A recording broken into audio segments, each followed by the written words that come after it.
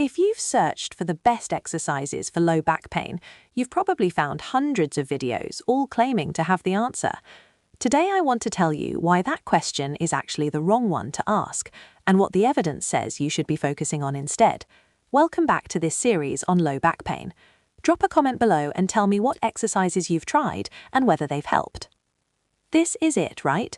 This is the question. The one every patient asks and every physical therapist or doctor hears day in and day out. We're all searching for that one simple, direct answer, that one video, that one stretch, that one core exercise that's just going to solve the whole problem. And you know what? It's a completely understandable desire for a clear path forward. So let's just get it out of the way right up front. The single best exercise for all low back pain, it doesn't exist. And the reason that's good news is because it frees us. It frees us from hunting for this mythical creature of an exercise. Instead, it empowers us to find what works best for you based on solid principles and your unique situation. The evidence doesn't point to a generic prescription. It points to a personalized, intelligent approach. So if there's no single winner, what have all the scientists been up to? Well, researchers have compared pretty much everything you can think of. Pilates, yoga, strength training, walking, you name it. For years, they've been trying to crown a champion. But when you really step back and look at all the evidence together, a very different and honestly a much more interesting story emerges. Okay, so what's really fascinating here is the pattern. You look at a massive high-quality Cochrane review, and the conclusion is crystal clear. Exercise in general is definitely better than doing nothing, no question. But when you look at these other big studies that try to rank different types of exercise against each other, you see different winners pop up. One study might say walking and Pilates are best. Another says it's the McKenzie method. So what's the big takeaway? Lots of things can work, but no single exercise consistently comes out on top for everyone. And this quote just nails the problem perfectly. The official advice you'll get is usually something like, just stay active, which, okay, it's true, but it's not super helpful, is it? It leaves both you and your clinician kind of guessing. And this is exactly why we need to shift our focus. We've got to stop searching for a specific type of exercise and start focusing on the underlying principles that make any movement therapeutic. Alright, so if the what you do is less important than the how and the why you do it become everything, this brings us to the foundation. There are these core truths that are going to hold up for any successful approach to movement for back pain. It doesn't matter what your specific diagnosis is. These right here are the non-negotiables. First, just believe that movement is medicine. It's what promotes healing and builds a more resilient you. Second, this idea of graded exposure is absolutely vital. You have to start small with what you can tolerate, and then slowly, patiently build from there. And that leads right to our next point. Don't be afraid to move. It is so important to understand that hurt doesn't always equal harm. Our bodies can be sensitive without being damaged. This mindset shift is what allows for consistency to win out over intensity, which is always more effective. And finally, it all comes down to progressive loading, just giving your body a little challenge that it can adapt to over time. And this connects to a huge piece of the puzzle, pain neuroscience education, or PNE. The research is so clear on this. When you combine exercise with an understanding of why you hurt, the results are just so much better. PNE helps you reframe what pain actually is. It's not always a direct signal of tissue damage, but often it's more like an overprotective alarm system. Understanding that simple idea reduces the fear and threat tied to the movement, which makes it way easier to actually get started and stick with it. Now we get to the heart of it. If these principles are general, how do we actually apply them to specific problems? And if you haven't watched our videos on disc bulges, sciatica, spondylosis, or spinal stenosis yet, I'll link all of them in the description.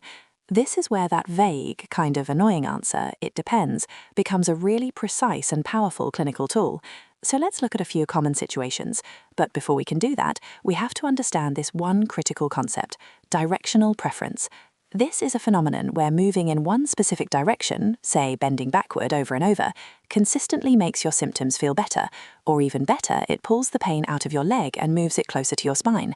That's called centralization, and it's a super powerful clue. And get this, it's incredibly common. About 2/3 of people with low back pain have a directional preference. That one statistic shows you exactly why a generic one-size-fits-all list of top 5 back exercises you found online is so likely to fail. For 2/3 of us, finding that one specific direction is the key that unlocks all the progress, and this is the perfect example of why. For someone with, say, a disc bulge causing sciatica, the absolute best exercise might be repeated extension, gently bending backward to pull that leg symptom back to the source. But give that same exercise to someone with spinal stenosis, and you could actually make them feel worse. They almost always prefer flexion, bending forward, because it opens up space for the nerves. Just think about how someone with stenosis feels relief leaning on a shopping cart. That's the principle. Two different problems, two completely opposite preferred movements. Okay, so what about arthritis or spondylosis? There's a ton of fear around this one, this idea that movement will wear out your joints faster, but the evidence actually shows the exact opposite. Movement is like a lubricant for our joints. It helps nourish the cartilage. The goal isn't to reverse the arthritis on an X-ray, it's to build the capacity and confidence of the entire system around it. Things like general strength, walking, cycling. They build a stronger, more resilient back that is simply less sensitive to those underlying changes. So, we've covered the mechanical side of things, finding the right movement for your specific condition. But what if I told you that even the most perfect exercise is doomed to fail if we ignore something that's way more important? The research is clear. The biggest driver of success isn't the biomechanics, it's the human factor. Just look at this. It's kind of wild, right? The single biggest predictor of long-term success is adherence, which is just a fancy word for actually sticking with it. Right behind that, enjoyment and consistency. And then way, way down at the bottom with that tiny little 5% slice, that's the specific type of exercise. This is such a profound insight. The best exercise in the world is totally useless if you hate doing it. A good enough exercise that you actually do consistently is infinitely better. And this is also why you'll see studies showing supervised exercise gets better results. It's not because the physiotherapist has some kind of magic exercise. It's because having that appointment, that supervision, and that accountability, it dramatically boosts adherence. A professional helps make sure you're doing things right and progressing safely, but the ultimate goal is always to build the skills and confidence to manage it yourself long-term with a home program you'll actually do. So knowing all this, where do you actually begin? This isn't a prescription, of course, but it is a safe, evidence-based framework you can use to start exploring movement and finding what works for you. And if access to a physiotherapist isn't possible right now, don't let that stop you. The principles we've covered today are ones you can begin exploring on your own, and the resources in the description will help you get started. Okay, step 1, find your baseline. What are some gentle movements you can do without making your symptoms significantly worse? It might be walking for just 2 minutes or doing a few gentle pelvic tilts. That's it. Step 2, build gradually. And I mean gradually. Add 1 more minute. Add 1 more repetition. Be patient. Step 3, use the 24-hour rule. How do you feel the next day? If you're really flared up, you probably did a little too much. If you feel about the same or even a little better, you found the right dose. And finally, remember that this is a project you measure in weeks and months, not days. Real adaptation takes time. Now, while exploring things on your own is powerful, a skilled clinician can play an absolutely irreplaceable role in this process. But it's important to understand what that role really is. They're not your fixer, they're your guide.